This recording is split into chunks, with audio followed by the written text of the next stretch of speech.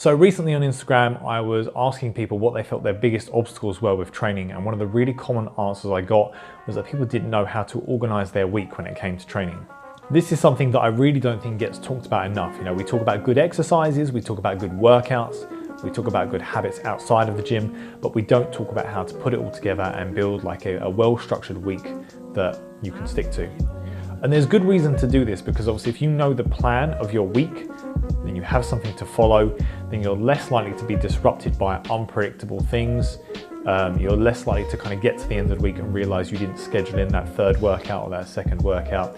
So having a clear plan to stick to and making sure that that plan stays the same almost every week is really going to help with your consistency in the gym and with your other habits as well. So I'm going to take you through a step-by-step process of how I would set someone's week up with their training. And this is a process I go through with almost all of my clients to help them fit their workouts in.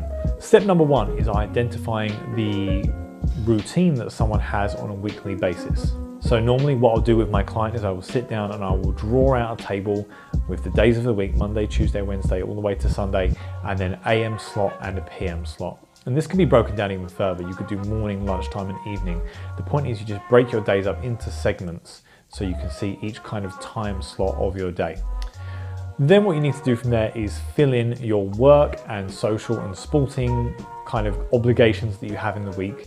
Anything that you can't really move around, anything that you want to continue to maintain or need to maintain while you're pursuing your fitness goals, put those things in there. So for most people, the biggest one will be work, but you might also, a lot of my clients that do sports will add their kind of sporting practice in on a few evenings in the week. There may be some social events in the evenings as well, things like that.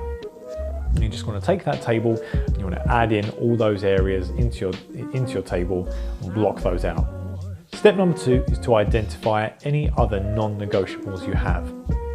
Now, these may not be things that are set in stone in your diary, but they may just be things that you think, well, if I have my work here and this obligation here, and then if I go to the gym here, then I'm going to miss out on this thing that you like doing, whether it's an evening in on the sofa with your partner, whether it's like social drinks with your friends or with your work colleagues. And you might be thinking, well, these things aren't really non-negotiables. If I'm talking about socializing or spending time on the sofa, a lot of trainers would say those aren't non-negotiables. Those are your excuses. Those are your kind of obstacles.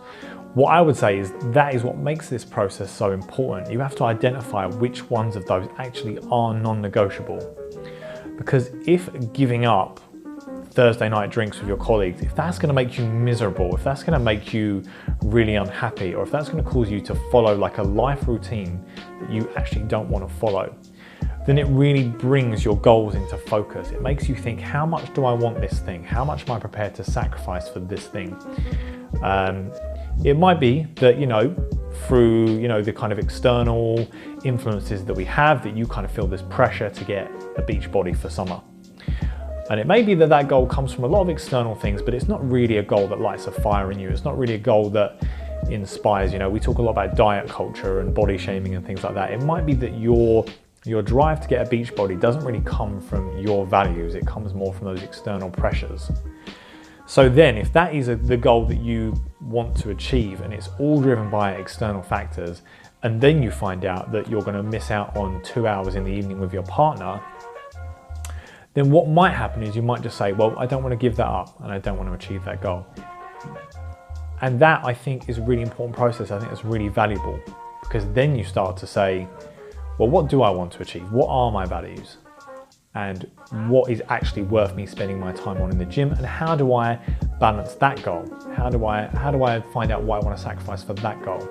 So identifying your non-negotiables is partly about making your routine work, but it's also partly about really looking at your goal, really scrutinizing what it is you want to achieve. So anyway, add those in, and then we'll move on to step three. Step three is to look at any areas in that diary where things clash. So for example, you may be available on Friday morning, but if you are going for Thursday night drinks with your colleagues, then chances are you may not get as much sleep, or you might be a little bit hungover on Friday morning. That doesn't mean you can't train Friday morning, but it might mean that you might have to adjust the program slightly, or you might have to adjust your habits slightly. You might have to say, well, Thursday night, I'm just gonna have 2 drinks, or I'm gonna make sure I get home by this time. Likewise, if it's an evening with your partner on the sofa, you might want to set a time where you turn off your electronics and you go to bed, because then you're making sure you're well rested to train the next day. So clashes are just a way of looking at the implications of the routine that you already have in place. On the flip side, if one of your obligations that's already in the diary is sporting practice, that might change what you do in the gym. If you're playing football on a Tuesday night and you know that Wednesday morning your legs are going to be quite sore, you might prioritize upper body training on a Wednesday morning. You might do lower body on like a Thursday or something. So identifying clashes starts to give you that structure, those kind of building blocks of how your program is going to fit together. So we've done a lot of scheduling, we've looked at your routine, and now we're actually going to put the program in. So it may seem like we've done a lot of kind of writing things down and blocking things out before we even get to the gym program.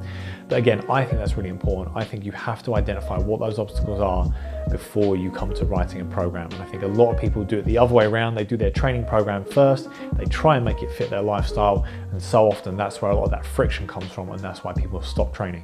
So like the example I just gave in point 3, writing your program around your routine is just about identifying where are those gaps in the diary, where am I not doing a workout straight after a sports session, or where am I not doing a workout hungover, for example.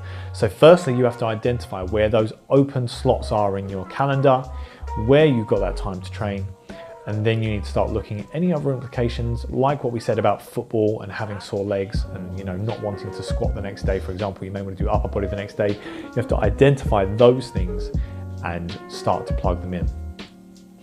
A few examples. If you realize that with the way you've drawn your routine out, you have 2 evenings back to back where you're going to need to train together, because those are the only times in your diary that fit with your work schedule and your non-negotiables and all those other things, then you may find yourself sticking to like an upper-lower split training program.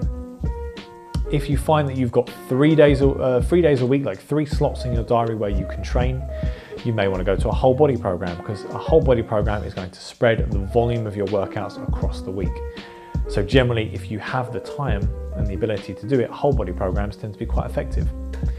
If you find that, for example, you have 2 days where you can get really solid workouts in, where you have like an hour free, and 1 day where you only have half an hour, that half an hour session might be dedicated to some mobility work or some steady state cardio, or just one muscle group at a time, or one muscle group for the whole workout, sorry. But again, you're programming those workouts in the places where they make most sense. And because those workouts are defined by all the other things in your life, it suddenly becomes very straightforward to say, oh, this is leg day, so that's when I'm going to squat. This is upper body day, so that's when I'm going to bench press. This is my half an hour day, so that's when I'm going to focus on my arm workout or my cardio or something like that. So the program almost designs itself once you know what the rest of your week looks like and you pair that with your goals. So that's everything for today. We're not going to cover actually designing the session, because that's a very involved topic that I want to cover at a later date.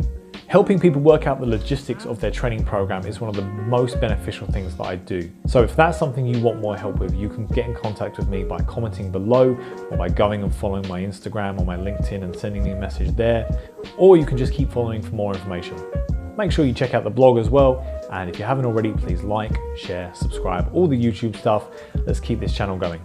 Thanks again for watching, and I will see you next time.